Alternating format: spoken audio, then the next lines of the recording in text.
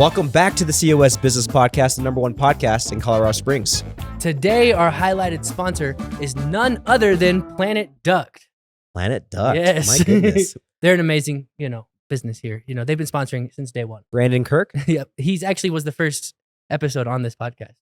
It's pretty cool. Go watch it. Actually, don't watch it because you can't, because it was the audio only. One of the OGs nonetheless. Yes, you go. Well, today we have Meagan Thomas with Springs Native. Yes. Thank you for coming on the show. Thank you for having me. Yes, thank you so much for coming on. We've been following you for quite some time because we have someone who's got a lot going on in our town and you have a cool story, but you are, in fact, a Springs native, right? I am. I grew up here, went to high school at Mitchell High School. Been here almost all my life except for a good 4 years for like college, pretty much. So yeah, been here for maybe a little less than 30 years. Okay. So Nice. yeah. That's awesome. Yeah. And so you moved away for college, like you said. Yeah. And so tell us a little bit about that. Did you want to move away? Yeah. Okay. So I grew up in the Springs. I lived here my whole life. My parents are both retired military, and they moved here, and I always lived here. And so when it came time for college, I applied to a lot of colleges all over the place. Originally, I thought I wanted to go to New York. I wanted to go to Ithaca College. I got a brochure my freshman year of high school. And as soon as I got that brochure, I was like, Ithaca College, that's where I'm going to school. My junior year of high school, I went and I was in choir. We sang in New York City. And so my parents were like, when else are you going to be in New York? Like, let's go check out Ithaca. So we rented a car, stayed extra, and went and checked it out. Ithaca in February. Let me tell you what, I got there and I was like, absolutely not. I'm not going to school here. This place is freezing. You had to when you're getting your campus tour, you had to stop at different halls and go inside and warm up before you could continue walking across campus. It was miserable. And so from there I was like, well, this is what I've wanted to do. It's the end of my junior year. I have to start applying for colleges and I don't know where I want to go. So I applied to a ton of colleges. And then I ended up narrowing it down to Arizona State because they have a great journalism school, and then Baker And no snow. And no snow. And I had some friends who'd been there who'd gone, and ASU, it's fun out there. Yeah. And then Baker University, which is a small liberal arts school out in Baldwin City, Kansas, about 20 minutes south of Lawrence, Kansas, where KU is. And I had some family friends who went there as well. And if I went there, I could continue cheerleading. I cheerleaded all through high school. And at that point, I wasn't sure. I had played soccer. I was like, do I maybe want to play soccer in college? I was not good enough to. I don't know why that was a thought in my head. But at the time, I was like, well, maybe I could because it was an NAIA school. And then again, I was big in choir. They had a great journalism school, and they had all of those programs. You could do a lot of extracurriculars there. And growing up, I was one of those overachiever kids who did everything. And so I thought I was going to go to college and do that. Went to college, did not do soccer, did not do choir, did not do a lot of things. And but I ended up going for journalism, and then the cheerleading part was a big part of it for me too. So yeah. So ended up in school in Baldwin City. Went to school for journalism. Thought I had wanted to be a TV anchor. I every single morning growing up watched TV. Thought Katie Couric was the coolest person alive. Also Martha Stewart. Thought she was really cool too. I still think she's cool. Yeah, I was gonna say me too. I'm still a big Martha fan. And I read the newspaper every day. And so when I went to college, I thought TV for me, I'm gonna love it. Took a semester of TV, hated it, but I did really well at writing classes. And the first story that I wrote was a front page story for my college newspaper. They picked it up. And so from there, I was like, oh, well, I'm really good at this. I love to do things that I'm good at. So I was like, I guess I want to be a writer now. So I ended up doing journalism. I interned at the Baldwin City Signal, which is the weekly newspaper in Baldwin City, starting my sophomore year, I believe.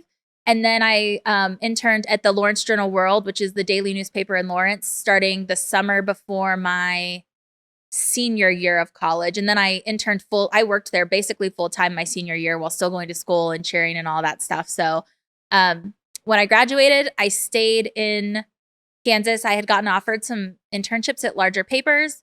Stayed in Kansas though, because in my head, a job was better than an internship. Right. it led me to where I am now. So it's great. In retrospect, I think I had a lot to learn about how the world works and like opportunities and things like that. We like to take a quick moment and thank our sponsors. Redefine Mortgages. Redefine the home buying experience with Redefine Mortgages. Custom solutions, transparent advice, and even seamless process.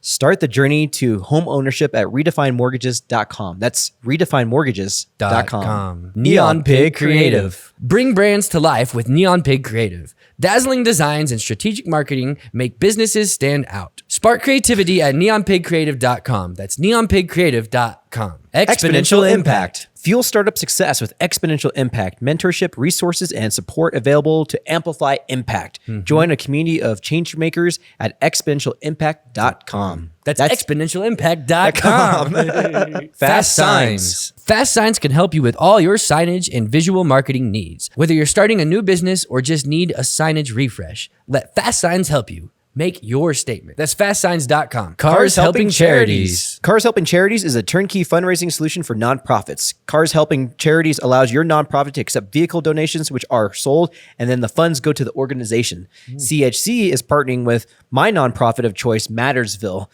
to help them raise funds through vehicle donations. Please consider donating your car to support Mattersville. CHC will pick up any car, an old clunker you have sitting in your driveway, or a car you just don't feel like selling anymore. Make sure to visit carshelpingcharities.org. That's carshelpingcharities.org.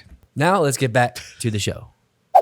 But I stayed there, ended up not loving everything. I was working I was a night shift. So I was the breaking news reporter. I would start work at like 5 p.m. And my days off were, I think, Tuesday, Wednesday. So I was 22 making, by the way, journalists make no money. I don't think people really realize how much respect you should have for journalists because they work really, really hard. They do a lot of shitty jobs, to be honest. And then they get paid nothing. And we expect a lot out of them. I have a lot of respect for journalists, but I mean, I was making less than a lifeguard would make. I was walking dogs to be able to pay my $500 rent. So I would go to work at 5 p.m., work until like 2 or 3 a.m., go home, go to sleep. In the morning, I would wake up at like 8. I would like run 3 miles through KU's campus. I would go to Subway for lunch because I had no money. So Subway was like meat and vegetables in my head. I would get a $5 footlong, eat half of it for like lunch, and then take the other half with me and eat it in the newsroom. And that was my life every day for like 4 months. That's all I did. None of my friends lived in Lawrence. If they did, you know, they had the weekends off and we all were working real jobs by then. So they couldn't come out on a Tuesday or Wednesday night. Right. So I was miserable. I was like 22 and was like, I can't do this anymore. So I started looking for jobs and I almost went to the Albuquerque Journal. They were creating a job for me, but they didn't really tell me that they were. Accepted a job in the Springs working for a travel website company. And the day after, the Albuquerque Journal was like, okay, we created this position for you. This is everything. And I was like, I'm out. I'm going back to Colorado. Sorry. So that's what brought me back here. I mean, it was a lot of weird things that happened. I got out of journalism and came to the Springs, and I've been back for about 10 and a half years now. So 10 and a half years. Yeah. So this is, call it like 2013 or 2014 time? Yeah, it would have been fall. I got back in September of 2013. Oh, wow. So. Yeah. And so I've been here since 2003. And it's changed a lot since even then. Like, oh my God, yeah. And like I graduated high school in 2009. So like. Same. Okay. So the 09ers, let's go. Yeah. Yeah, I mean, it changed a lot even from like 09 to 2013. I got out of college in 2014. I took an extra year. Okay. And it changed a lot even from then. But I would even say the past 6-7 years, it's like just completely changed here, right? But like, absolutely. For our viewers, describe to our, like, as a Springs native, like, describe, I guess, what it the was Springs, growing up. Yes, exactly. So I grew up Palmer Park and Powers. Walmart that's off of Powers, that used to be a mini golf course and a driving range. I remember when that Taco Bell on that corner was built. It was so exciting. It was so exciting. The Kmart that used to be there, like I remember always going there all the time. Weird memory. I remember getting like, I used to like to garden with my mom when I was little. And I remember going and like getting seeds so that we could garden. And that car wash used to be called, there's like a little self-serve car wash, used to be the M&M car wash. So I went to the elementary school that's right over there, Patrick Henry Elementary. My middle school actually is no longer a middle school. It closed down, I think, when I was still in high school. But I mean, Powers did not exist. When that movie theater was built, I think it maybe started being a thing when I want to say 5th or 6th grade, maybe. But I remember in middle school, we used to go to the movies and like, we would go every weekend and it would be like this huge group of us. We'd take up like a whole row. The Cinemark? Yeah. Okay. Yeah. When Cinemark was built, it was so exciting. Yeah. I mean, Powers was nothing. Blockbuster used to be over there. Well, I went to Pine Creek High School, and Pine Creek didn't even have Powers even go to no, it. I don't even think Powers went very far. I went to like maybe past Stetson Hills a little bit, maybe to Woodman, and that's it. Yeah, so I used to take a road called Old Ranch Road up to Pine Creek, and it was like a dirt road. Well, I don't even think Woodman was finished. I think that I think it might have ended near, but I'm not positive. I also didn't really like drive out that way, so I have no idea. You were in middle school, so you probably weren't driving at all. Yeah, I mean, even in high school, like I don't remember going really past like Stetson Hills area. Like Interquest and all that. Northgate was nothing. No, that was nothing. And I grew up like it was like farmland, so like Pine Creek, they're like, oh, you grew up on a farm. I'm like, kind of, I guess, because there's nothing around us, right? Well, I mean, even that Dublin Powers area, there was just nothing over there. I mean, even until even 10 years ago. I mean, my sister, when I moved back, I lived with my sister. We lived off of Dublin and Powers for that first year I was back. And I remember when they started building some of the stuff that's over there. I think like, I'm trying to think what fast food place is over there. There's another Fuzzy. No, that wasn't that. Not even those. Those were a long time ago. I want to say it might have been a Taco Bell. When that Taco Bell, and it was a big deal. Yeah, when that Taco Bell showed up, that was a big deal. And actually, this is so weird. You know what? I think Powers did go all the way down there because my neighbor, his name was Mr. Dalby. He owned that storage place. That's right there. I don't know if his son owns it now or if he sold it or what, but Mr. Dalby used to own that storage place. So do you know what I'm talking about? Exactly that's right there. There's also like maybe like a mini golf course. And then behind it, there's like that storage place. Right yeah. Mm-hmm. It's like a lot. It's also, Marcus lives right there. I live on Dublin Powers now. Okay. Yeah. So that my neighbor owns that. Oh, that's cool. So I mean, I grew up on that side of town. Didn't really know the west side of town or downtown at all. And so when I moved in with my sister, that's actually how I started Springs Native. Is I moved back and knew nothing about the Springs. You know, I didn't really keep in touch with a ton of friends from high school, at least none that were still here. And so I needed to make friends, and I joined a meetup group called Women in Their 20s Looking to Make Friends. And they would like meet up and go do stuff downtown. And so you just like show up to this meetup group. And I was like 22 showing up and I was like, what is this? Like I'd never done that before, but I didn't have any friends, and I needed some. I had to get out. I love my sister, but I had to get out of that house. And so I think that Ivy Wild School opened that year. And I remember we went to Bristol and I was like, this is so cool. I didn't know this existed. Like I didn't even, you know, at that point I hadn't realized it just opened, but like seeing things like that and realizing like I am looking for things. And every time I found something that I thought was cool, it would end up closing before I had a chance to like go a second time. And I was like, I was a journalist. I know how to find things. I know how to look for things. If I can't find things and I'm looking for them, then there's definitely people out there who, you know, we're a military town. People aren't here. They don't know where things are. How are they going to be able to go to these businesses? And we're never going to have cool places. Yeah. The one thing I will say about Lawrence, Kansas is it has a lot of locally owned restaurants. It has a really great, vibrant downtown. And it was a fun place to live. There were a lot of cool shops to go shopping. There were a lot of really great restaurants and bars. And at the time, you know, Colorado Springs just didn't have a lot of those locally owned places as much. And the ones that we did have, I didn't know about because I hadn't been here. So that's kind of how Springs Native was born. I was working for this travel website company. It's called Boarding Area. They're really great people. One of my favorite jobs I've ever had. I was managing travel bloggers. And I was like, oh, if they're doing this for travel, I could totally do this for food. And so that's kind of how it was born. So they helped me get my website set up. My friend Denny, he like did my logo. He worked with me at Boarding Area. He did my logo. They helped me like create my website, and Springs Native was born. And I just started writing. And when I first started it, my idea was this is going to be like my journalism background. I'm going to go interview people and like write articles. And I quickly realized like people don't want to get interviewed by someone who doesn't have a publication.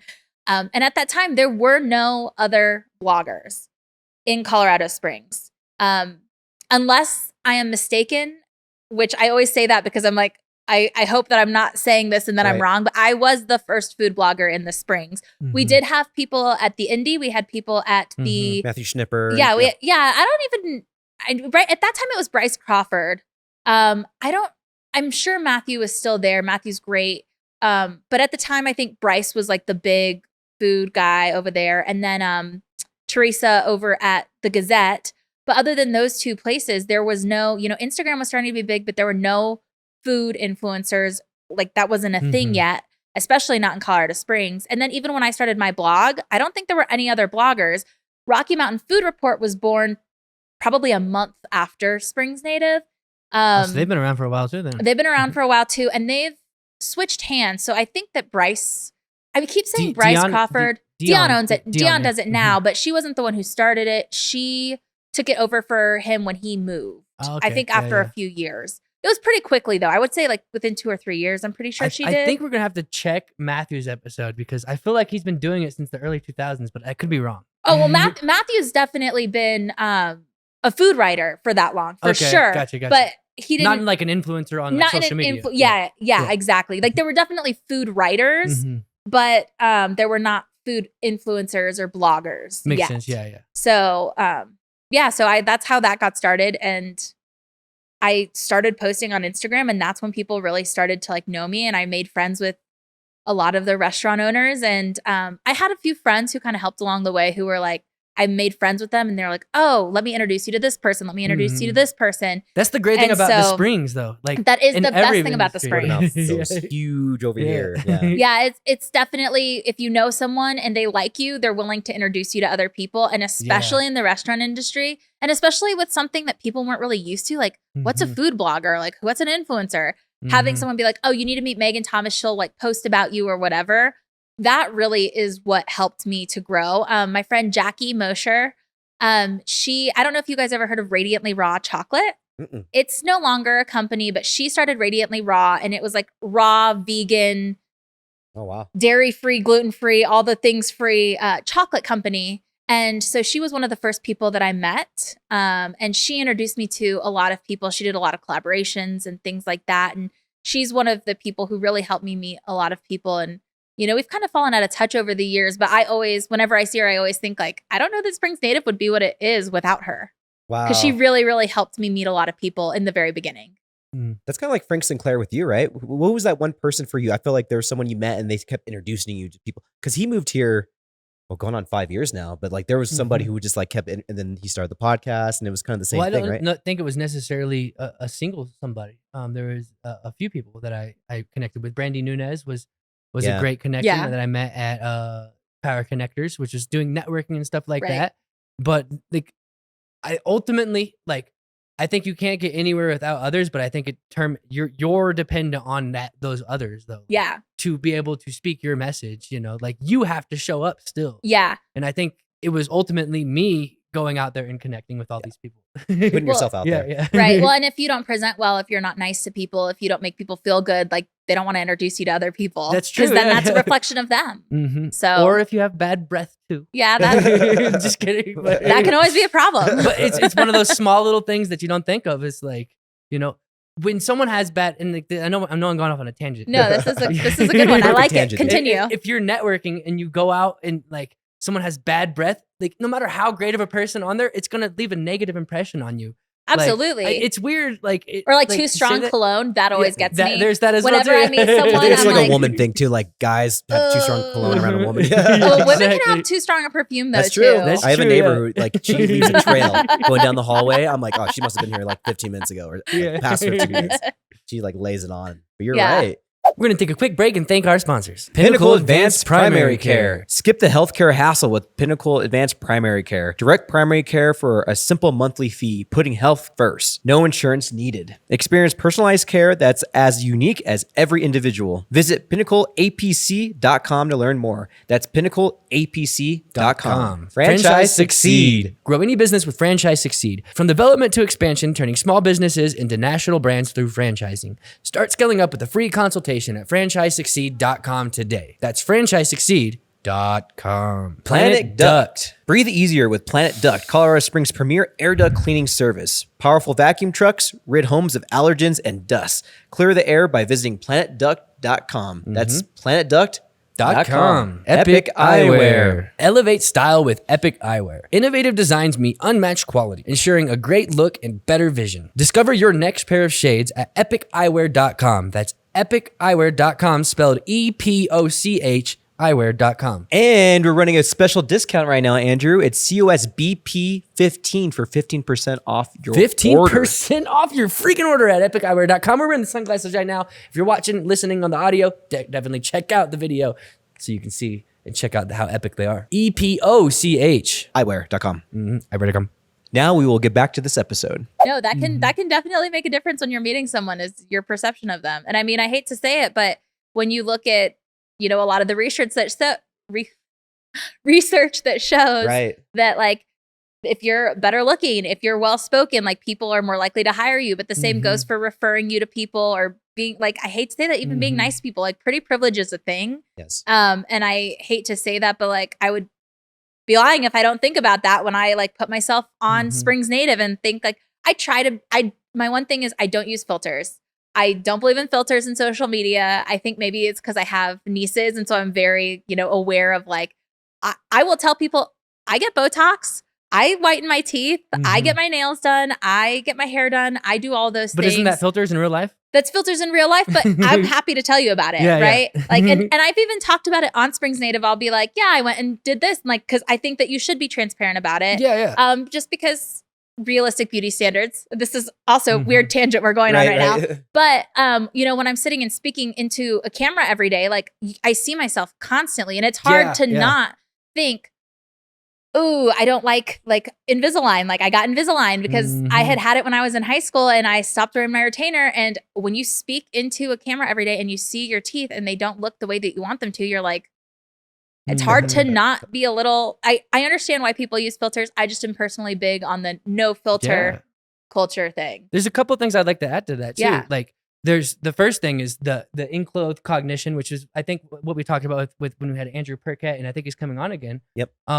Where he works with a company downtown in Inherent Clothing. Yeah, they're great. And they talk about, like, when you dress better, you feel better. Absolutely. And that's one aspect about it. And then the second thing I wanted to touch on too about there is being on camera. Like, I was literally just got my hair cut 2 days ago, and I was telling my hairstylist, like, literally probably I don't really care about my hair ever, really. I'm that type of guy. Like, that's just my personality. And that's no fine. Offense to anyone, but, like, I think I only want my haircut for this podcast. It's because we do the podcast every single week. Absolutely. I'm on camera. When I first started doing YouTube, which is what got me into my videography career. Right.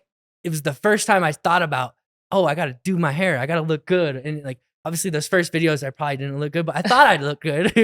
No, I mean, and I never thought about that before I got on video. Yeah. And so true. And I do think, like, I hate to say this, because I think that we all love the idea that we don't care what other people look like at all. And I know that I don't treat anyone different. I try not to, based on, looks or anything like that. But I can tell you that the people that I follow, if I'm following someone random on the internet, I'm much more likely to follow someone who's good looking than someone who's not good looking. And that's just something that people do subconsciously. Like, it's not like you're thinking in your head, well, this food influencer is better looking than this one. But there's a reason that a lot of these influencers are young, pretty girls. And that's why. I think there's a relatable aspect to that too as well. Because there's this kid right now, he looks raggedy as crap. He's, like, in his early 20s, but I was raggedy as crap in my early 20s. So I relate to that, though. Yeah, absolutely. Like, it's Will Survives. Like, you might have seen some of his stuff. Like, he literally builds cabins in the woods and lives in them and makes his content around that. That's so cool. It's just awesome. But his hair's all wild. He doesn't care about anything. It's like, he doesn't care about that aspect. But he's also playing into a persona. A persona, though. Yeah, exactly. So it's like, it's who you connect with, though. It's like, right, absolutely. There's that aspect of it, There's too. definitely that aspect. It's so true. Like, I don't know if you know this about me, but I put on a very large tiny house festival every year. It's in that's Loveland, cool. Colorado. Which is kind of an oxymoron. It's a large tiny house. Yeah. It's a huge event. And there's a bunch of people that come over. I mean, there's tiny house builders, tiny house dwellers, and there's also people living in vans and school buses full time. They call them schoolies. and you should see the influence that these people have Mhm. online. And it's Oh, it's insane. absolutely. And it's kind of Because how do funny. you learn how to do that except for online? Right. And so they have their YouTube presence, they have their Instagram presence, and a lot of them are like single females and like they're Yeah. beautiful. It's like insane. But Mhm. that's also playing into that persona, right? Right. It's just, Absolutely. Because you're creating this not dream, but you're creating this, idea of or fantasy of Yeah. what people like think it could be like. And that's really what social media is. It's all about this is going to be like a weird thing we get into, but it's all about parasocial interaction. So parasocial interaction I wrote a paper on this in college, and I love to talk about this because social media was just getting big when I wrote this paper. And now I wish I could go back and see what kids are writing about when they write about this now. Parasocial interaction is essentially when you create a one-sided relationship with a TV character or like someone who you don't actually know. So for example, when Friends was on TV, it was on TV for 10 years. You saw it every single week. People thought they were their friends, even if in real life, those aren't my friends, they're TV characters. But you created a relationship with them in your mind. So when Friends went off the air, a lot of people went into a depression because it was like their friend died. Back when people used to watch the news religiously, people would send gifts or presents or flowers or, to these news anchors. And I think people still do. And it's because they watch them every day. And so in their head, that's my friend. That's my news anchor. I love them. We're buddies. And I remember my news anchor's name. Yeah, absolutely. And it's because you create this parasocial interaction. And so with social media, it's even worse now because people have their comfort creators. Like you're having a bad day and you're like, man, I hope this person posts a TikTok or I hope this person posts an Instagram. And what that is it's your mind has created this one-sided relationship where you're in a relationship with them, even if they're not in a relationship with you. And that relationship you have with them, that is their money. That is how they're making money. And that is what makes them valuable to all of these other brands. That's a brilliant way to put it. Yeah, That's why the name influence came into the mix. I remember Absolutely. in college at UCCS, we had Randy Zuckerberg come in like 2010. So Mark Zuckerberg's sister. Okay. And she's like a big marketing person. I majored in marketing.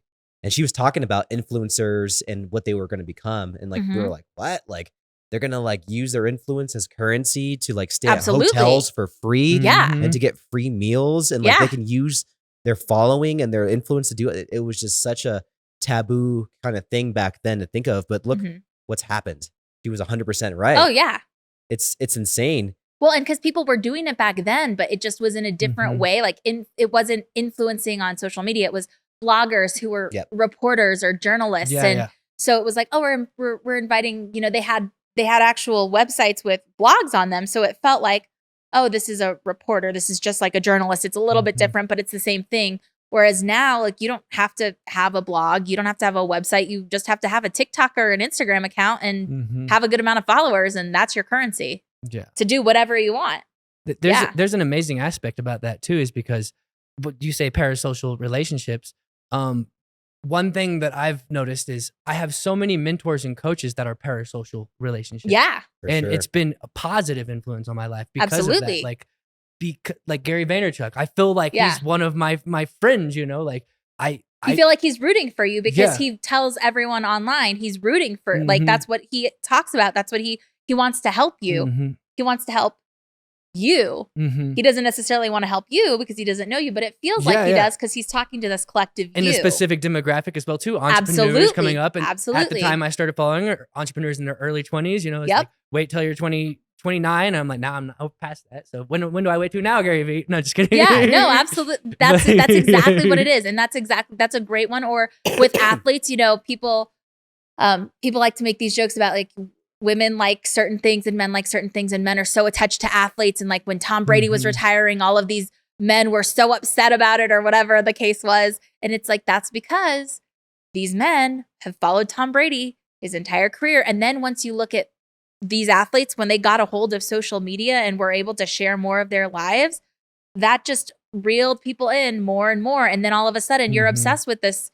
That again, Taylor Swift, same thing. That is why people feel like she's their friend. They are rooting for her and Travis because they see that happening and they're like, that's my girl, Taylor. I'm rooting for her. I feel like my friend found someone because they feel like they know her through all of this stuff that they've connected to her through. And like you said, this has been happening for a long time. You know, Oh, yeah, like, and even before social media. Yeah, it was with television shows, You got with Justin news Timberlake, anchors. you know, like yeah, all of those you know, things. I know Books. Justin Timberlake's favorite cereal because my sister was obsessed with him. What is it? It's Apple Jacks. Oh, I forgot about I Apple can't, Jacks. I can't remember the And last time I ate I Apple don't even Jacks. think they're around anymore. So it's like I don't know. I think just- they are. I just I knew loved that Apple from when Jacks. I was a kid. You know, like my sister loved Justin Timberlake and she knew his favorite cereal, and so I happened that rubbed off on me. Yeah, so it's just cool. You know, like it was also before social media too. I think that's an important note Absolutely. to I mean, take. like I said, when I wrote this paper, this was right before social media really took off. Mhm. And I think that it was when people were live tracking the Tour de France. And that was kind of what I think I wrote it about, was like this athlete he was getting like tracked, and people were like really feeling his emotions and all of this stuff. And again, it was right when Instagram had just started, but people weren't really posting on there. And it was one of those types of things. So yeah, it's really interesting the way that it's grown and how it's affected people's relationships with media. Yeah, and I think there's the positives and the negatives to that. Absolutely. You know? It's Yeah, like I said, I've learned. I know so much more because of the parasocial relationships I have through my online mentors, is what I call them. I Yeah. have so many coaches that are my coaches specifically, even though it's not tailored. I mean, it's tailored to me, even though it's not me though. Like that, Right. Directly one-on-one coaching. Well, and I think that, so I think for the most part, I think parasocial interactions are great. I think that, you know, you can learn a lot, you can feel connection. The part that comes in that's negative is when we feel like we can't connect to people in real life. True that. Yeah. But the part that I get really concerned about are the people who go online, very personable. Again, they have they have this look. People like them. They're personable. People want to be friends with them. They feel like they're friends with them. And then they start selling them something that's not real. Or they start, you know, taking advantage of their audience. There's power. There's there, yeah. so many people who go on and they're like, I'm a social media coach. Let me teach you how to coach your business. And I watch business owners in the Springs follow these weird things that people are telling them to do. And I'm just like, that is the stupidest thing I've ever effing seen in my life. Like, it is so dumb. What would make you think that you should do that? Like, that is not going to bring people into your business. Maybe that's helpful for if you're selling some type of workshop online and you're scamming a bunch of people. Honestly, that's what I think a lot of these coaches do online. I don't think all of them do that for sure. It just depends, because a lot of these coaches are selling things, but a lot of them who are, I would say, like Gary Vee, who gives you all of this advice for free. There are things you can buy from him, but he gives you a lot of stuff for free that makes it. There's actually, I don't think where you there's can- anything you can buy. Is from there? him. Yeah. Like there's, like you can I sign feel up like at as one a point- business. Like, yeah. But he has VaynerMedia, which is a different connection. Absolutely. Yeah. So Like I said, he, I'll fight for Gary Vee. No, I think he's great. I think he's not my cup of tea in terms of like, I kind of think he's annoying if I watch him too much. For but sure. I do follow him because I think that he gives really great advice, and he does it for free because he cares. But There's I think the proven aspect though. Yeah. He runs a $200 million absolutely marketing company. Exactly. And so a lot of these people though, they're saying, oh, I'm selling this course and I'm selling $20,000 a month. And I'm like, if you're selling $20,000 a month, your lifestyle does not match that, number one. Number two, if you were selling that much, then why are you on here working so hard in this specific way? Which I'm not saying you shouldn't work hard if you start to make money. Obviously you do. But like, it's like, if you're saying it's that easy, then why isn't everyone doing it? Like their mom's basement while they're filming it, like behind them, like their mom's absolutely. basement. Yeah, it's crazy to me. So that's the thing that always makes me concerned when it does come to that area of social media is, you know, I work in social media, my real life business, Springs Native is like my fun blog. Right. My real business is I do social media and public relations for restaurants.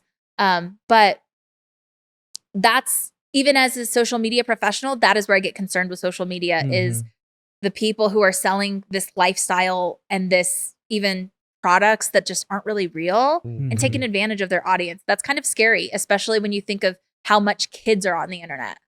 It's the Wild West. I still Absolutely, think for the past like 20 years, I especially can't stop saying absolutely. I'm sorry. It's so annoying. I've actually, it's the first time I noticed it. Oh, so- I've said it a lot. You're going to I notice say it from awesome a now lot. on. We all have our things, right? Especially when you hear yourself back from the camera.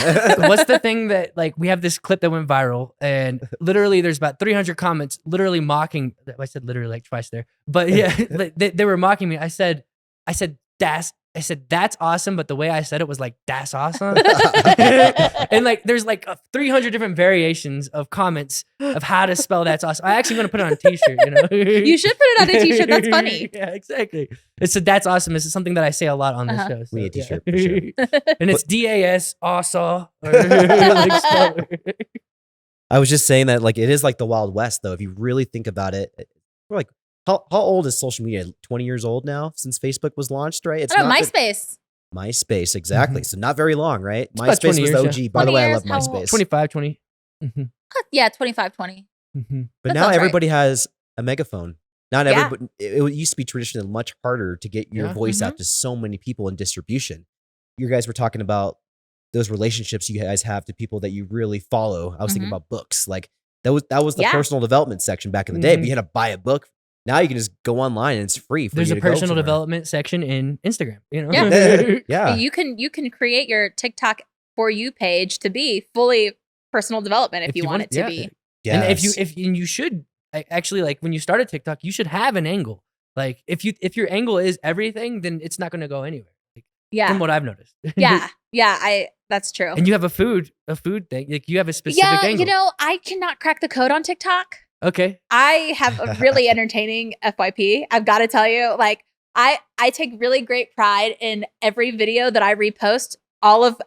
So many people go and repost or re-like the video, but I just cannot get a big following and I can't get a video to go viral on there. I've gotten videos to go viral on Instagram. I can't make it happen on TikTok, but I got to say I have a very entertaining FYP. And if you ever want some really fun videos to just be reposted, that is something that's a really cool feature on TikTok right now.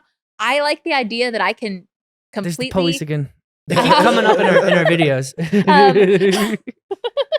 I have They were here last episode. Sorry. no, I that's get okay. distracted. It's I'm like, okay. I'm a Well, he squirrel. honked too, so that was kind of funny. But with TikTok, you know, with the being able to repost videos now, when you repost, anyone who follows you gets that video, even if that's not a video they would normally watch. Yeah, yeah. wow. So you can Which is Push like Twitter. notification. Which is Yeah. like Twitter. but it's crazy because then it completely rearranges your algorithm. Oh, Because yeah. then you start watching videos that you would not normally watch, that would not Interesting. normally come up for you. So I love the idea that I'm out here controlling and like ruining Someone's people's algorithm? FYP. Yeah. I'm like ruining your algorithm. So So you said you can't crack the code on TikTok. I've cracked it 3 times. So I'd love to see what I could do for you. That would be fun. that would Yeah. be fun. Let's try it. But Yeah. I just can't quite crack it. And I think that I love TikTok. I when they take away TikTok, if they ever do, I'm gonna be so sad because I love TikTok. I get so much entertainment. I would rather scroll TikTok than Instagram any day.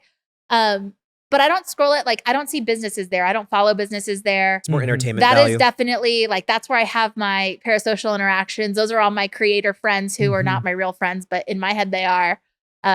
That's what TikTok is for. When I want to look at businesses and I want to see what's going on in the Springs or like get a lot more local, that's when I go to Instagram or Facebook. Makes a lot of sense. So when you go in and with your main business Mhm. and you're helping these restaurants, like what do you do? What's the first thing that you do when you go in there? I'm sure you have a consultation with them, but like walk us through that process as well. Yeah. So the first thing I kind of do is, so we talked about this before camera started rolling, but I'm referral only. I only work with people who've been referred to me or who maybe reach out to me and I know them or something along those lines. I've worked with people who I reached out to who it was a nightmare. And I've worked with people who found me somehow and I wish that they had never found me. And I've learned my lesson is if no money is worth working with someone mean. That's the best way to put it. Like people are mean. Not everyone is mean, but there are a lot of mean people, a lot of mean business owners, a lot of people who feel privileged, who think that because they're paying you, they can speak to you a certain way. And I do not put up with that. Especially because, you know, I have people who contract for me or work with me who I look back and think about the ways that people spoke to me. And if they had ever spoke to my contractors like that, it would have been bad for them. Like I would have put them on blast because I just don't think that that's how you treat people. I don't think that's how you talk to people. Sure. And I just don't think that just because you're paying someone, you could treat people that way.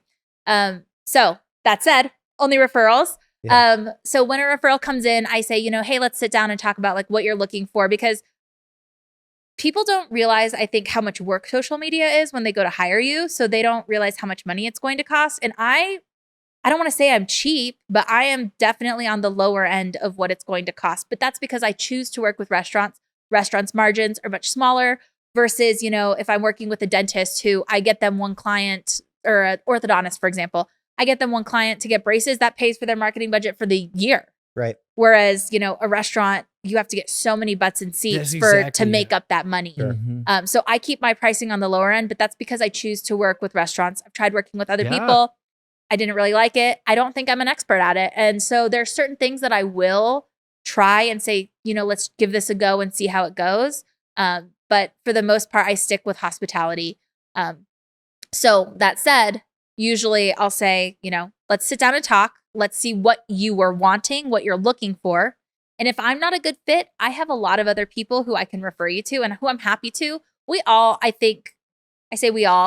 The people who I work with and know in this industry who are really great marketing companies, or we're all friends with each other. We all refer business to each other. We all know this person's better at this, or, we might ask like, hey, I think you used to work with this person. Can you give me some information about why you don't work with them anymore?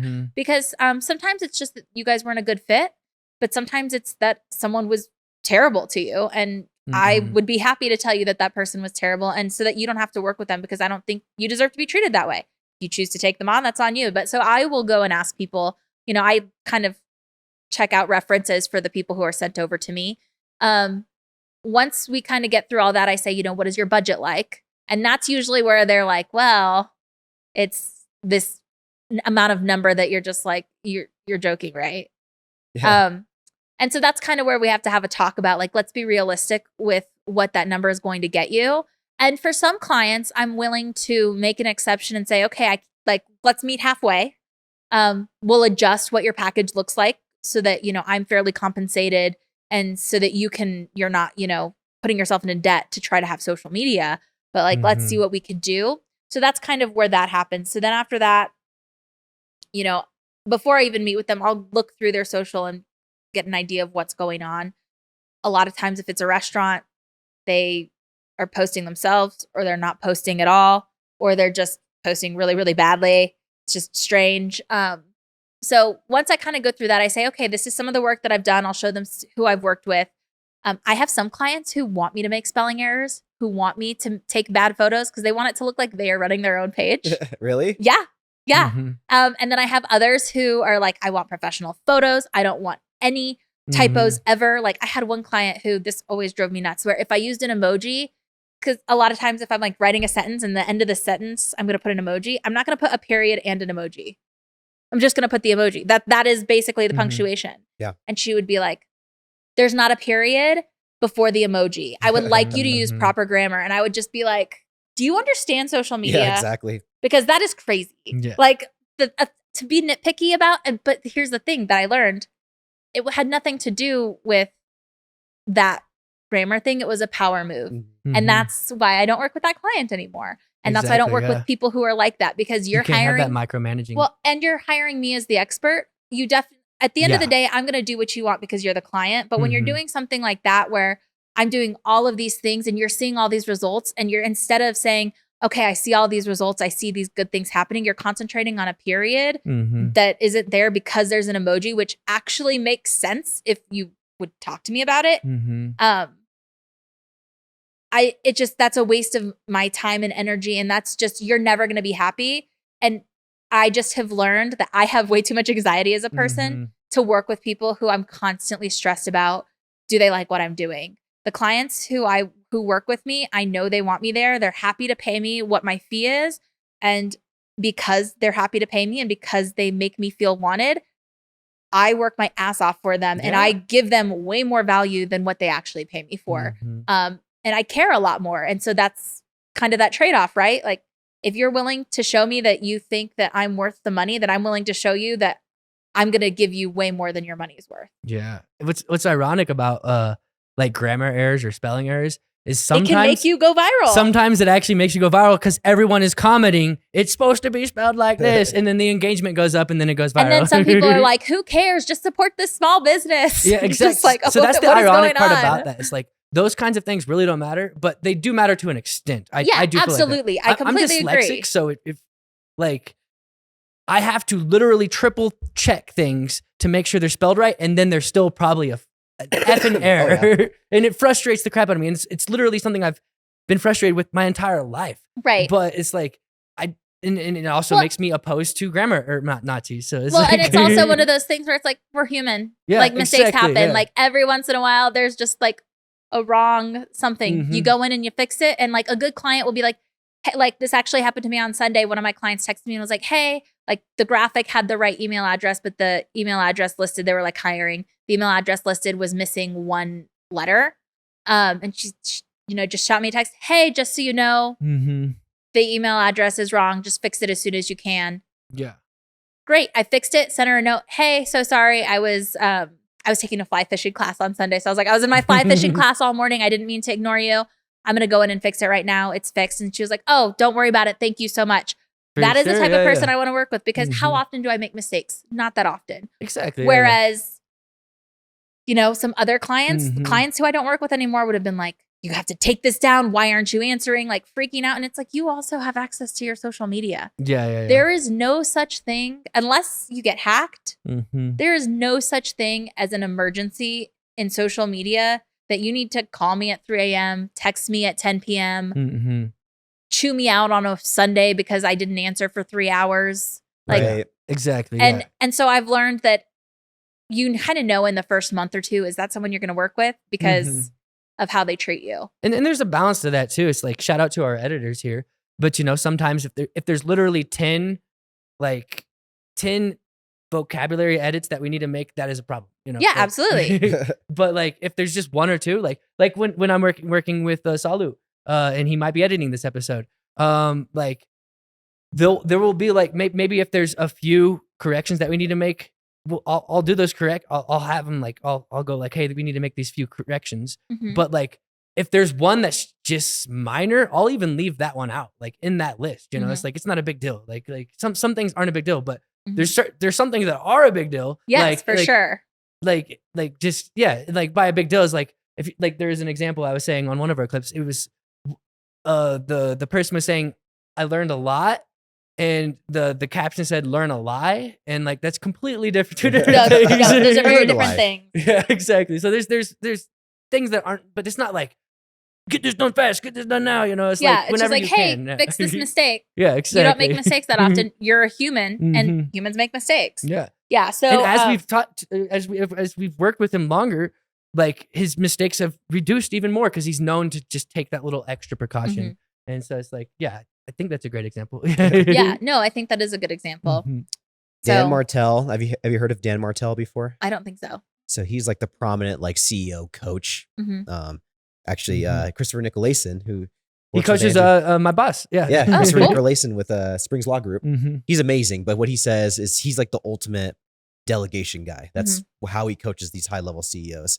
And he says 80% done for you is 100% awesome. And what he means by that is actually when it comes down to when you're training a team or you're delegating tasks, it's okay to get 80% there because it's 100% awesome that you're not having to spend the time to do those 80%, to make a typo exactly. edit or whatever it might be. Yeah. And so us as leaders, we have to understand that and give that grace, if you will. For it's sure. so important. So I love that you say that. And Chris does that for me. Like when I'm creating for him, like really? he fully hands off. Like it's pretty, it's amazing. It's one of my best clients, but it's like, it's also not a client at the same time. So it's like, it's cool. I had a mentor like 10 years ago when I was starting those tiny house festivals and he always used to say, "It's your baby." And I used to love when he said that because meaning like, for one, it was scary because I was like, I didn't know what I was doing, but he's like, "Hey, it's your baby, man. Like you got to figure this out. It's your baby." He gave me ownership of what I was doing. So he's like, "I hired you because you're a problem solver and you could probably figure out things I couldn't figure out.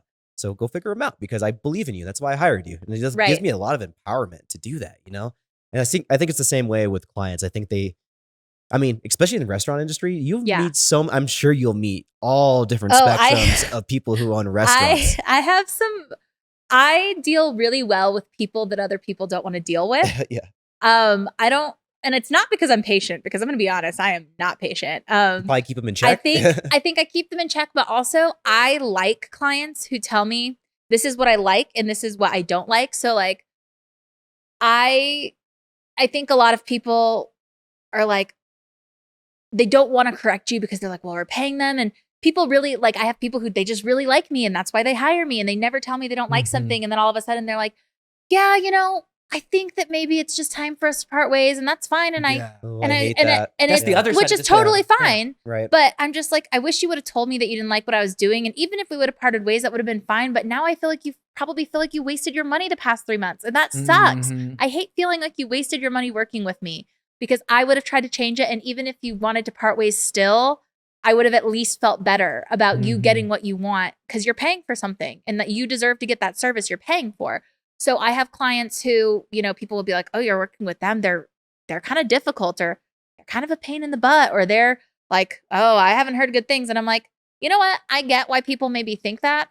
I love working with them. I know exactly where I stand. I know exactly what they want. If I'm worried about them being my client, I know that I should be worried about it. I'm not just, you know, they don't make a meeting with me and all of a sudden I'm confused. They make a meeting with me and we have a conversation and then I'm like, okay, great. I know what I need to fix. I know what you're looking for and I'm going to fix it so that, you know, I don't have anxiety every time I have a meeting with clients. And, you know, before I got rid of some of the clients that didn't make me feel that way, every time one of my clients would schedule a meeting, I would like have a spiral and have a nervous breakdown and be like, oh my God, they're going to fire me. They hate what I'm doing. And then I would go into a meeting and they would just be like, we just wanted to tell you that we loved this video.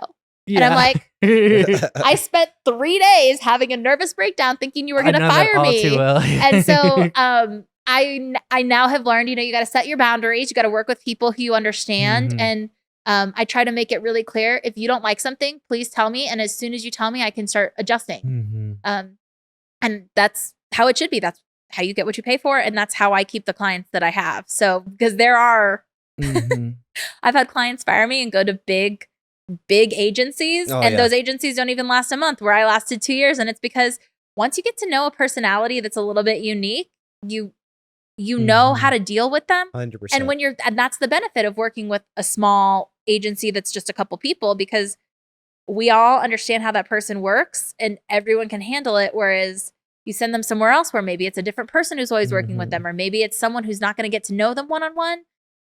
It's just going to be a nightmare every time because you're never going to understand that client. And that's half the battle when it comes to working with social media and restaurant owners, because social media is kind of a personal part of your business. Right. And it's always changing, you know? Yep, it is always changing. I think I'm glad you talked about a little bit of the other side of it as well, too, because I've had a client where they had a lot of notes, you could say notes. And it was actually an amazing thing. Like I learned a lot from their notes, actually. I learned how to do things, and moving forward with other clients, I was able to take those notes. And so I think there's a balance to it. It's like, yes, you don't want to be micromanaged, but if you're not doing or maybe some things have changed, or maybe a pain in the ass client actually teaches something about yourself, teaches you something about yourself. So it's like, there's definitely a cool balance about that. And there's a difference between someone saying, hey, I don't love this and I would like you to do this. Yes. And someone micromanaging. A micromanager is someone who, it doesn't matter what you do, they have to come in and tell you, I don't like that period. They're just there to just continue to bug you. Whereas those other clients who are maybe a pain in the butt, but who have standards are there and they say, hey, this is what I want. And they're not going to micromanage you. They trust you to do your job. And then once you fix it. And then if you don't do it, then you're going to be fired. But you knew where you stood with them. So it's not like you're surprised if that happens. Or once you fix it, you don't hear from them again, because you done fixed it. Yeah. From my agency, I've worked at big agencies. So you're 100% right. Like I had 100 something clients and I gave some people no attention versus the big whales, right? You had to focus on the big whales or you lose a big portion of your book. That's how it is. For boutique agencies like us, who are smaller, the more undivided attention. I remember from the agency I worked at, and I started employing this in my current agency, was having like a feedback loop at every meeting. I'm just like, let's be honest. Like, how am I doing? Like, just to be completely honest, like, how are you feeling? How do you feel like my progress has been with this and that? And and I always leave every email with what I say. I say like, thoughts, concerns, sly remarks, but it's kind of a joke, but it's kind of not. It's like, just give me, I don't care what your thoughts are, but let's spill it all out and let's have some conversation around that, And I will say it is very interesting. I have one client who I hear from him like once, when he needs to pay me, and he pays me like quarterly because you send him an invoice for the month and he just will forget. He's like, can I just pay you for the next 3 months? And He's I just don't hear like, get from it him. done. Yeah, and then I don't hear from him. And I'm like, I hope I'm doing a good job. Yeah, Yep. exactly. Yeah. Which And- is the opposite side of the Yeah, token. which is but like he's so nice. Actually, that client, he's so funny because I don't see him, don't ever talk to him. One of my favorite clients, not because I don't hear from him, but he's just so nice. One year I was in Aspen for my birthday, and he used to work at the Matsuhisa up in Aspen. And he I was like, do you think you could help me get a reservation? Because I know it's hard to get reservations there. And he got me a reservation and like paid for me to have an omakase dinner by myself. Like anything I wanted, I sat at the chef's table. They were like, what else do you want? What else do you want? He said to take care of you. Do you want this drink? Do you want this drink? And I was just like, Oh my gosh. this is wild. And he like took care of it for my birthday. That's awesome. I don't even see him. Yeah. I don't even see this guy. It was so kind. But that is also a part of being a part of the hospitality industry is we like to take care of each other. And I think that is what draws me to the hospitality industry is I like to take care of people. I take care of my business owners. I love working with some of my smaller clients who maybe who normally wouldn't be able to afford someone like me because they are so grateful. And it just feels good. It feels good to help people who just really needed help and you can actually make this big difference versus, going in and helping some of the bigger people who are just, I just know we need this. It's not going to make a difference for my business and they don't care what you do. It's really fun to be able to go in with those smaller businesses and, you leave and they're like, thank you so much. You're the best. And you're just like, thank you. That's so true. Yeah. We were talking a little bit before we started filming about Support Colorado Springs. Tell us a little bit about that as well. So Support the Springs was started during COVID. Support the Springs. Yes. So Support the Springs.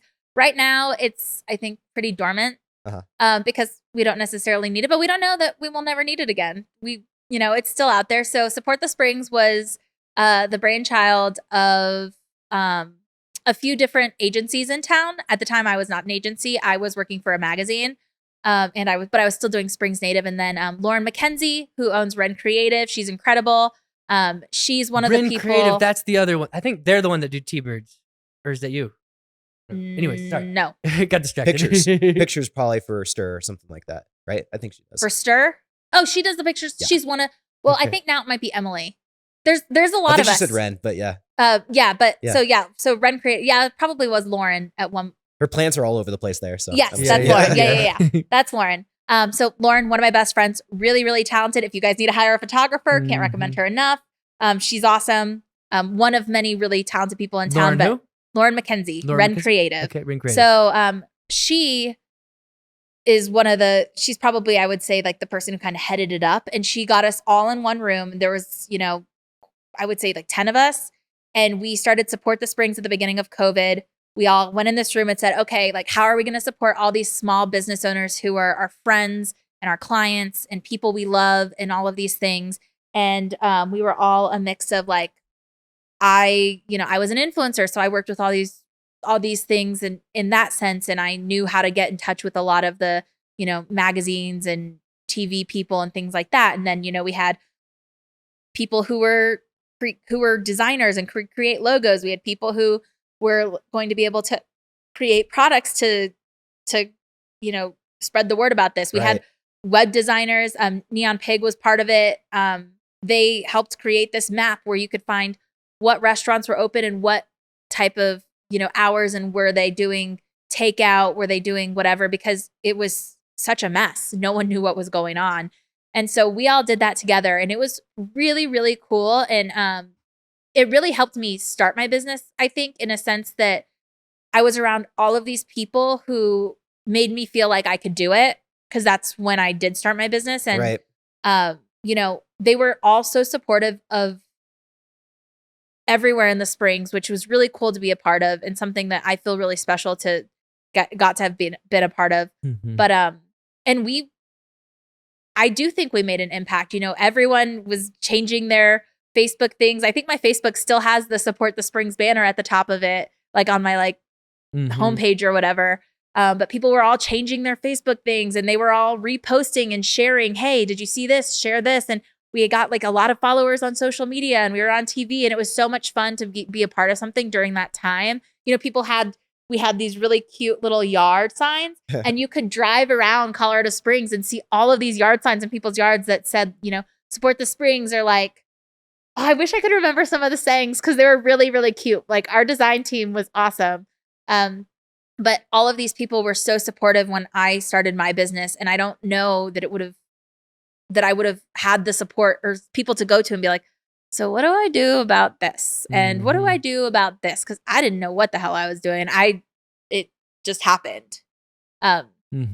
So really, really was a fun experience. And it made all of us in that creative area good friends to this day. I love referring people to Neon Pig and I still work with them sometimes. And I love referring people to Lauren, and Lauren and I love when we get to work together and we have so much fun doing photo shoots and like yapping away and making jokes. And I'm sure that people watch us when we do work together and they're like, these girls are insane. So it is really fun and special. And that was a really cool thing we got to do together. That's super cool. Yeah. And for someone who moved here 10 years ago and had like little to no friends and you wanted to make friends, and all the way through COVID, you support this huge thing that, helped the Springs and our small businesses. And I know it had an impact for sure. I saw them around town all over. So I definitely know it had an impact. And our city needed that, especially because we were just blooming when that was going on. Like we were starting to really bloom downtown. I remember 1 Million Cups had like largest in the nation gathering, right? Largest in the nation. And there's like over 100 locations. And every week, because I was doing the filming there actually for consistently. Every week was over 100 people there every week, and then COVID happened, and literally we could barely get 20 people to come. Like, well, and what's interesting is, so Support the Springs was the thing that kind of was at the beginning of COVID that I was a part of. That again, really, really loved and really proud of that I got to be a part of. But then, about halfway through, or not halfway through COVID, the end of 2020. Like November, December, that was when we were really starting to see the impact of people losing their, like all of our friends who are in the industry. I say our friends, all of us who work in the marketing for restaurants and hospitality. Right. These people who work at the bars are our friends. And I guess let me give you my little rant about hospitality. The people who work in restaurants are the people who see us at our highest highs and our lowest lows. You go have a drink because you had a bad day. You're talking to this bartender who's trying to help you have a good day. Or barista. You go, or barista. You go and get your coffee. They start off your morning. You're celebrating a graduation or an engagement or a birthday, and they're there to celebrate with you. You go in because you are having the worst day of your life, and they're there to listen to you cry. The hospitality industry is just so special, and the people who are in it are so special. And I think it's incredible. Like the friends that I have, I used to drink at the principal's office when I first moved back. That was my bar. That was my bar. I mean, I was there 4 or 5 days a week, and I'm not exaggerating. And the friends that I've made, Erica, Camille, Jared, Maggie. Do you know Danielle Sweeney? Booker? I know the name. I think if I saw her face, I would totally know her. She's one of the first subscribers to this podcast. Okay, that's awesome. But yeah, like these people, they are still to this day, Camille. I think of Camille all the time. She works at Chiba. She's an incredible woman, really good friend. I don't see her very often, but it's so fun to watch. I know she's rooting for me, and I'm always rooting for her. And so these people were losing their jobs, and these were friends. These are people that have supported you through all of these times. And here they're losing their jobs, and there's nothing we can do. And so, I was talking to my friend Lauren Ripko about this, and I was like, I wish there was a way that like we could, they don't have money, and they don't these restaurants need money. And then the people who worked there who don't have jobs right now need some type of support. And people who work in the hospitality industry are very extroverted people. They go out and about. They work in that industry because they like to talk to people. And now they're just isolated. That has to be mentally so hard. And then you add in everything else that's happening. And so she was like, well, that United Way has like a grant. You should talk to Laura Newman about this and see what they can do. And I was like, okay, well, let me think this through. Like, this is what it would be is if we could get this grant, essentially what I would do is I would have restaurants provide meals, and we'd pay for the meals with the money from the grant. So the restaurants would get paid because they weren't having people eat there. And then from there, those meals, the meals that they would go to is restaurant workers who were laid off, or restaurant workers in general, could sign up to come in and pick up these meals. Oh, yeah. So they would get a free meal or four free meals. They could sign up for up to 4. They could get a free meal or 4 free meals for them and their family, or just whatever. They would also be able to see people get out of give them a reason to leave their house, see their friends when they pick up these meals. And it would be, a win for both sides. The restaurant gets paid and these restaurant employees get something out of this too. So everyone wins. And so Laura was able to help me secure this $50,000 from United Way. And so I spent the next 6 months or so. We made it twice a week. There would be 2 restaurants per day that people could choose from. They would sign up and go pick up their meals. And I had to court it. It was a mess. And in retrospect, I would still do it. I would have found someone to help me with it because I did it all by myself the entire time. It was really hard. But that was really, really cool. And that's another way that I found clients, is they saw that I was doing this because I care about the hospitality industry. These people are my friends. These people are not just my clients. Most of my clients are people who I invite to my birthday party. I go to their baby showers. I, spend a lot of my time with them when I'm not working with them.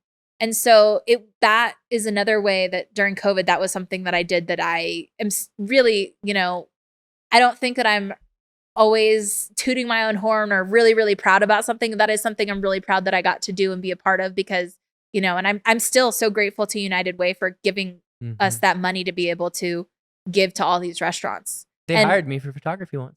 Yeah, I love that. United Way is awesome. Yeah. That was huge. And I don't think, if had it not been for networking and the connections that I have, I wouldn't have been connected to Laura Newman, who wouldn't, and I never would have been able to get that grant and to make that happen. Yeah. People see that kind of, that attention to like that care, like that matters to people. I think that's why I've had some clients from this podcast, just purely because they see that I've been grinding on it and like obviously care about like making it happen and care about the community. Right. And people see that, and and it matters, even those small little things. We're such even though it's cool not community. Small, We're such a really cool community, and everybody knows each other, and that's the coolest thing. And it's really easy to make a name for yourself in this town, which is kind of cool. For most towns, that's not really that possible. Yeah, right? You can't do that in Denver. You can't. I mean, you can, but not in the same way. You here, they always say like big fish, small pond, but Colorado Springs isn't a small pond. It's not. It's the 35th biggest city in the country. Yeah, something like that. It's a pretty big city. It's just that the way that the city is set up, almost, if you really want to get in there and make a difference, like you can, like in a big city, for me to be able to do that, that would have been impossible. And I do need to give a shout out to Pony Up in Denver, Angela. So Angela used to be in the Springs, and she is the one who gave me the idea to do this because at her restaurant, they were letting people sign up for meals to come get them for free. And they were just giving, I don't know where they got the money, or maybe from the Bartenders Guild, or I don't remember where they got the money to do theirs. I think maybe just donations even. But that is where I got the idea to do that in the Springs. And she got on the phone with me and said, this is what we're doing. This is, where we have like what's difficult. And so if it had not been for Angela, who was from the Springs, who's up in Denver, again, go check out Pony Up, really great. And I think also Side Pony, she just opened a second bar. Check out those bars if you're ever up there. But, I'm really grateful to her for, giving me advice and telling me what she did, because it allowed me to be able to do this in the Springs. So you're more than just a PR and marketing company. You're a woman who's connected in this town, who knows people, who's done big things, like getting a grant for a couple of restaurants. That's a really big deal. And so I see, like, when these people are assessing you as like a company to work with, they're like, that's a lot to like, I mean, you have a lot of influence in this town beyond just being an influencer on social media, right? So that's really cool. And we need people like you. For this city to be what we all want to be, we need multiple people like you to bring this whole thing together and to build this thing up, because it's starting to work. It really is starting to work. And I had 2 questions before we wrap this up, and any that Andrew might have too.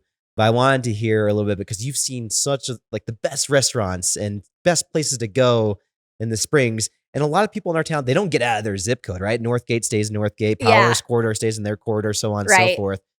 For those who might not have gotten out of their little area, like, talk a little bit about just some cool, maybe newer places around town they can go to. Okay. I'm so glad you didn't say, tell me your favorite restaurant, because that is my least favorite question, because it all depends on what you like and what you want. I think and mood and day. And mood and day. I think food is subjective. And I like have this conversation. I have this argument with restaurant owners, even because they're like, there's some who like to like these New York City restaurants are just doing this crazy stuff and it's not about the food. But if someone wants an experience, then that's okay for them to like that. Food is subjective. Restaurant experiences are subjective. So there's no right or wrong restaurant. It's all about going in with the right expectations and knowing what you want. And then you can find the right place and you can have a good experience anywhere, even at a terrible restaurant. So some of my favorites, Monse's Pupuseria or Monse's Taste of El Salvador, pupusa place, Old Colorado City. Boom. One of my I one. would say top 3 favorite restaurant, and I would put her in favorite restaurant category. Monse is the kindest, most wonderful woman. And it makes me proud when I go eat there. She is one of my clients but I will tell you that I loved her and supported her way before she was a client. And I've not worked with her during times when money was whatever. And like, I would happily work with her for free if she needed me to, because she is such a good person and she does a lot for her employees. Wow. The food, incredible. If you've never had a pupusa, it's delicious. It's just so good. Her food is so good. I love it there. They have a great patio, really good for summertime. So they're one place I love. 503W has long been one of my favorites. Again, another woman-owned business. I love Nina. Again, great. Most of the restaurants I like, you get to know the owner, so it's hard for me to be like, oh yeah, this owner is also great. Yeah. Because most of them are.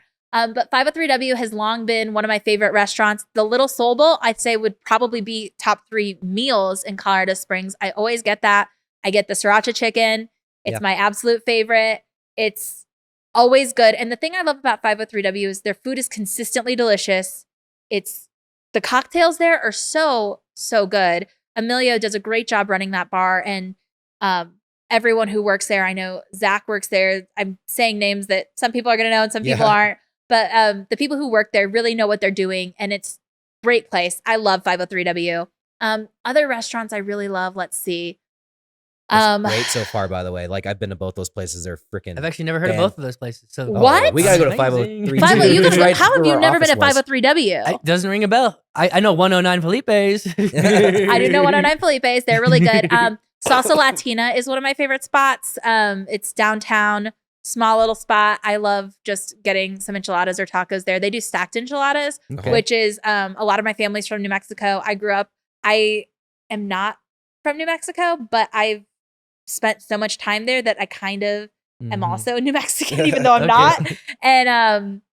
And stacked enchiladas, like that's a very New Mexico thing. Not a lot of places that, like, if you go to a Mexican restaurant, most places do rolled enchiladas. Stacked enchiladas are the best, and that's what they do at Salsa Latina. Where's 50? What was it? 509W? 503W. 503W. Where's that? That is just so if you're driving west on Colorado Avenue and you go under the bridge leaving downtown. Yeah. On the left-hand side, So right under is the that by bridge. Benny's? Yeah, it's right next to Benny's. Okay, nice. Yeah. Yeah, sweet, which do love Benny's. Yeah, I did karaoke there once.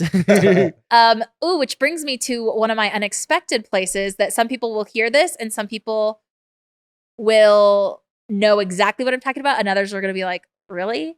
Patty Jewett. I am a Patty Jewett girl. Let's go. Their burgers are the best. They have cheap beer, Prime the rib. best patio. Oh my God, prime rib Saturdays. They have the Wednesdays is all you can eat crab, which is not really my vibe, but it does look good. I'm actually taking golf lessons there right now. Nice. My mom's part of the Niners, which is like a big golf group up there. Yeah, So, I love Patty Jewett. Greg is so awesome. What's that Pueblo food that's really popular? They're known for The slopper? The slop. They have a good slopper at Patty Jewett. Do they? I've had I'm it. not a slopper. I'm not a slopper girl. I've never had one before, but You gotta try it. I like green chili. So I don't know. Also, Tacos El Amigo, some of the best tacos in town. I think they're one of my favorites. They're off like Platte and Boulder.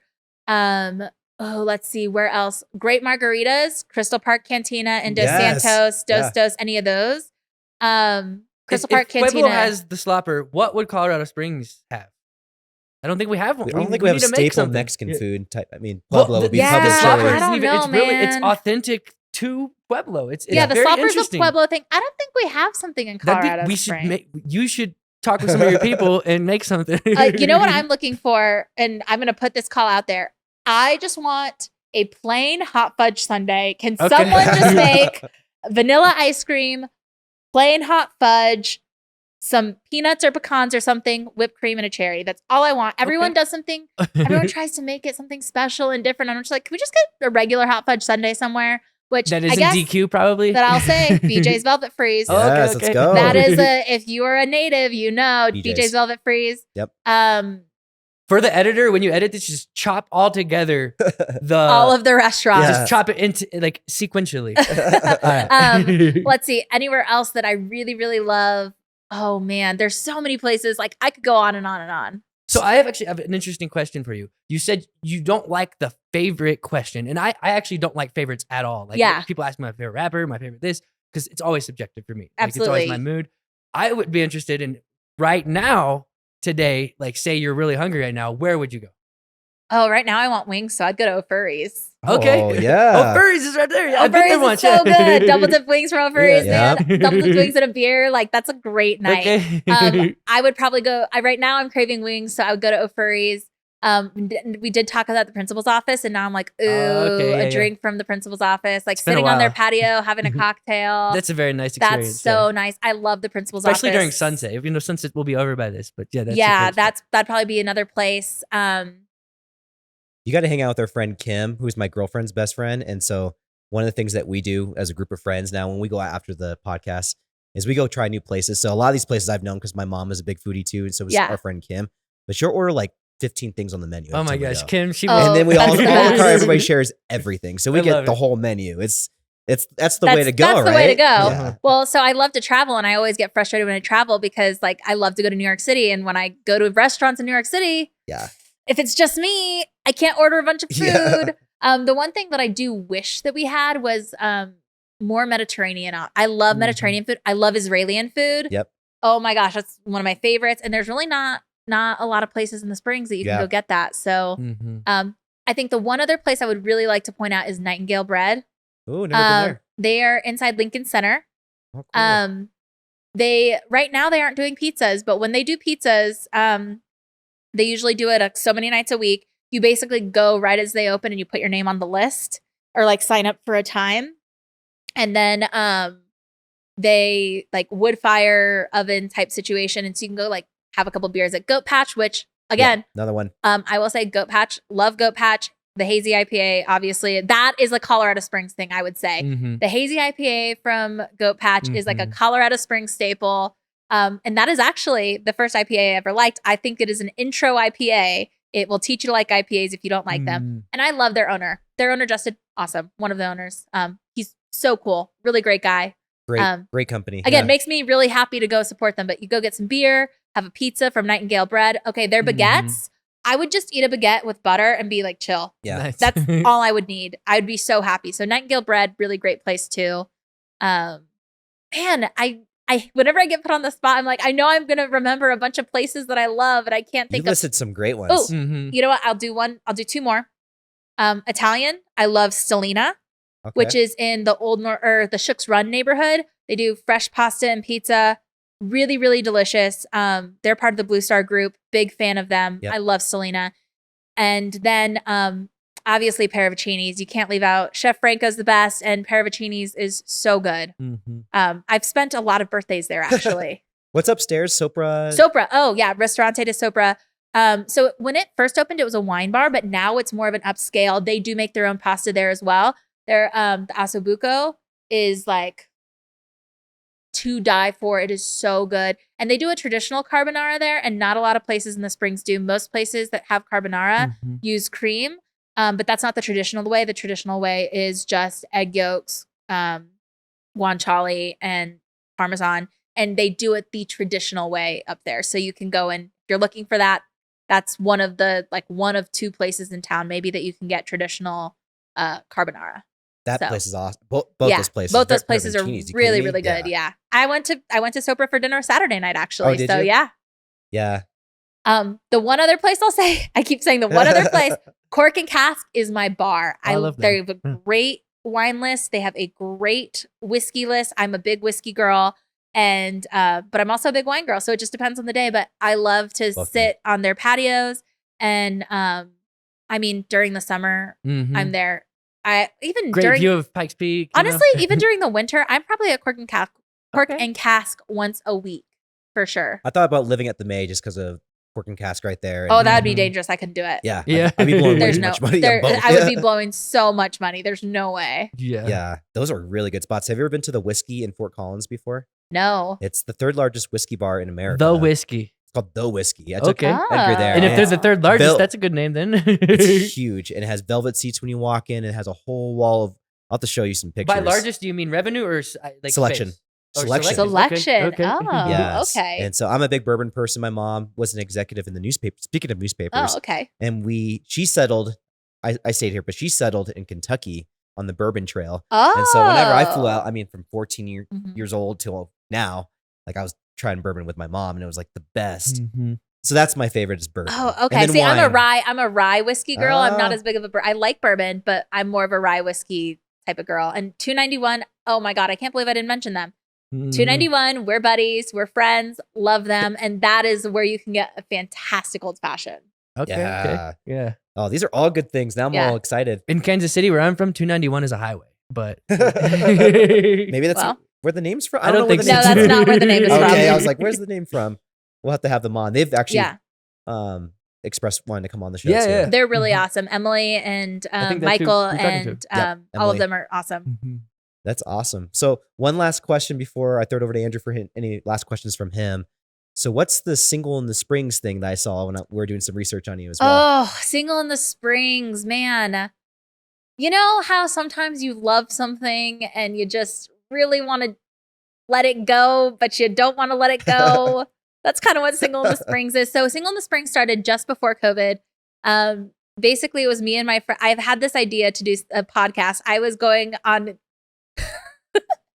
I have some hilarious experiences, and You at talking the about dating time, experiences or? oh yeah, Oh, and okay. at the time I was working at an Epicentral co-working space, and I would come in and tell everyone about these weird dates or like funny things. Like one time I went home with this guy and I had like an allergic reaction, and another time I went on this date with this guy who wouldn't stop talking about a butt tattoo he had, like just weird things. And so I'd come in and I'd be like, so I went on a date last night, and like the entire upstairs of Epicentral would be like, wait, Megan's got a dating story. Yeah, everybody gather. And so I was just like, man, someone was like, you should make this into a blog. And I was like, well, this would be much better as a podcast, but I didn't want to do it alone.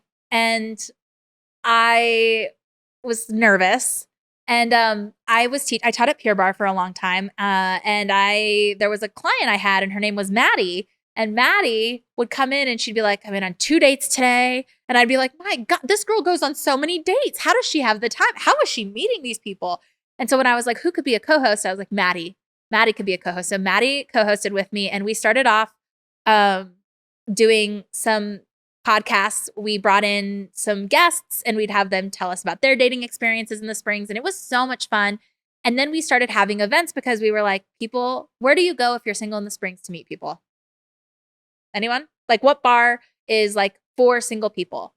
Like, you go to Denver, it's like, oh, if you're single, if you go to this bar, you're probably going to meet Right. someone. Or if you're on the I hunt, didn't you know want to that, go to yeah. this place. Usually you kind of know where the place is if you're on the hunt. I just go out. But there's not in the Springs. There's Okay, not like a right. place like if you're on the hunt in the Springs to meet Mhm. people. And so we were like, well, what if we just got everyone single in one room, and they're interested in meeting people because they're at this event, Mhm. and you're not going to feel scared to talk to people. So we started having events, and the first event we had it at Pig Latin.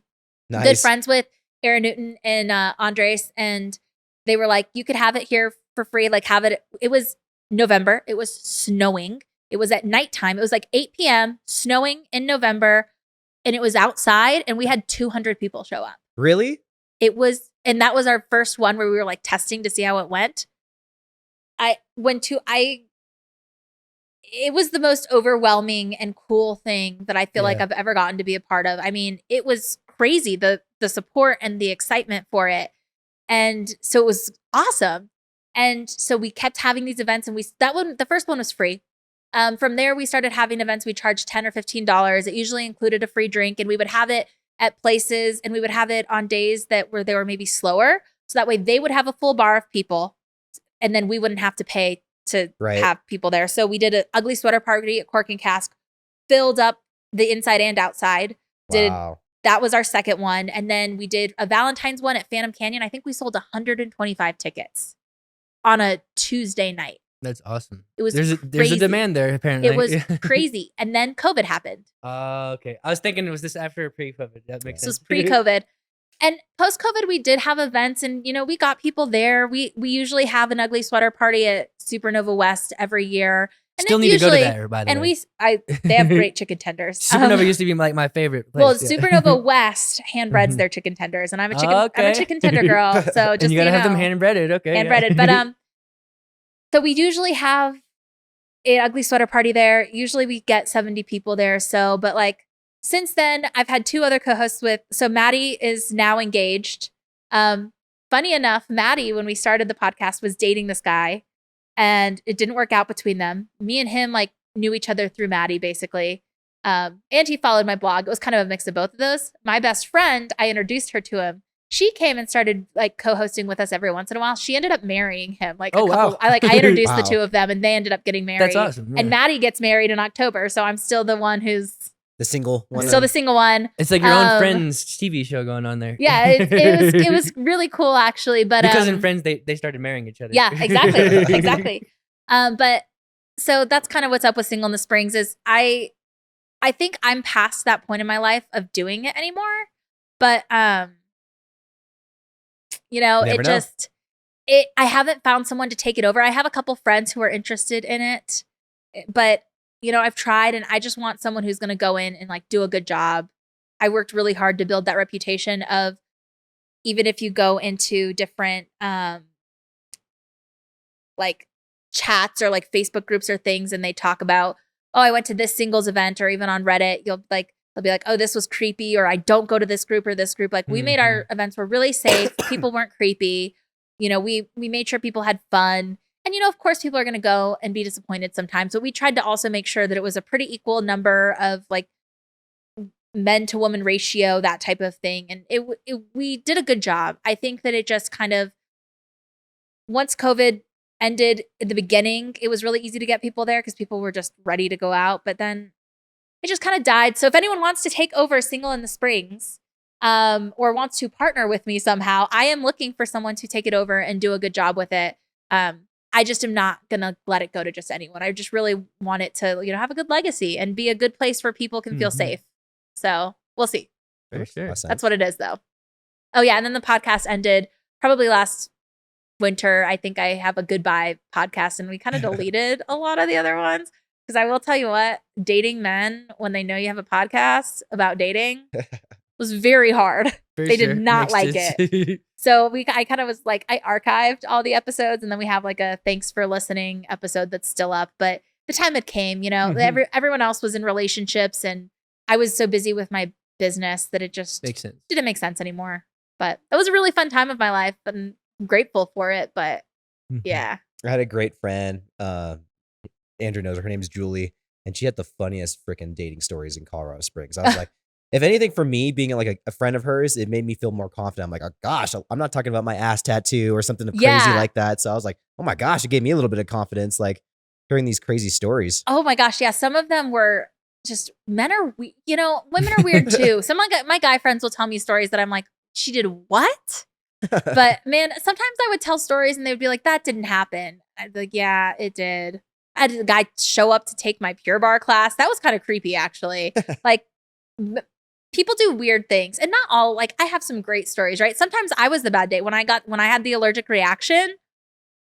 I still am embarrassed when I think about it. I ran into this guy probably once a year for like 3 years afterward. And every time I ran into him, I was just like, oh my God. He's probably like, oh my God, the girl with the allergic reaction. There she is. And it was bad. It was real bad. But you can't help that though. So but if you would have seen how it was like a Hitch situation.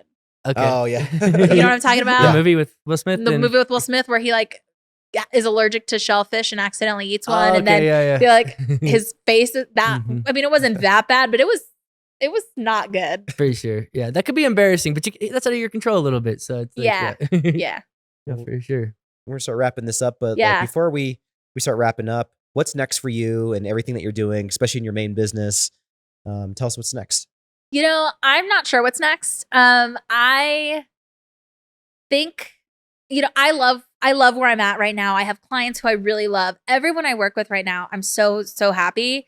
I'm not necessarily trying to grow, but I'm not trying to not grow. I'm just letting things happen as they do. I have great people who work with me, and eventually I'll bring on. I'm in the midst of bringing on someone else to help handle content creation and things like that. But I think for right now, I'm really trying to regrow Springs Native, the blog, in my spare time. I let it go a little bit, and it's just time for me to revamp it and feel good about it and kind of, show the world that I know what I'm talking about again. This episode's a good start. I think. Yeah. I feel like I kind of, gave it some time off. I was tired, and now I'm just ready to really jump in and show everyone what Colorado Springs has and showcase a lot of places that I'm realizing. People will mention a restaurant to me and I'm like, oh, I haven't been there. And I'm like, that is my job. My job is to go to all these places. Why have I not been there? So kind of revamp that. And then with the regular business, just, if I find clients who I want to work with, I'm going to work with them. But I'm not trying to grow this huge, crazy business. I, of course, would love to grow. I want to be successful. I'm very ambitious when it comes to making sure that I do a good job and that I have great clients. And I will say, like, the clients I have, I work with top tier restaurants. My restaurants that are my clients are good. Yeah. But I want to be picky about who I work with so that I feel good at the end of the day and can be happy. And so I'm just seeing where the wind takes me in that sense. So yeah. It's a great way to be. Yeah. Thank you so much for all you do for our community, everything that you do for the restaurants, especially everything hospitality wise in the Springs. We've been following you. We've been quite a big fan for quite some time of your work and everything that you do. I appreciate that. Yeah, most definitely. Do you have anything else before we wrap up, sir? Yeah. What's your stance on the Palestine-Israeli war? Oh my God. No, just kidding. Get me out of here. That's how Springs Native was canceled. All right. I think that's about it. That wraps everything up. Awesome. Well, this has been another episode of the COS Business Podcast, and we'll see you guys on the next one. Boom. That was good. I should have warned you guys I'm a yapper.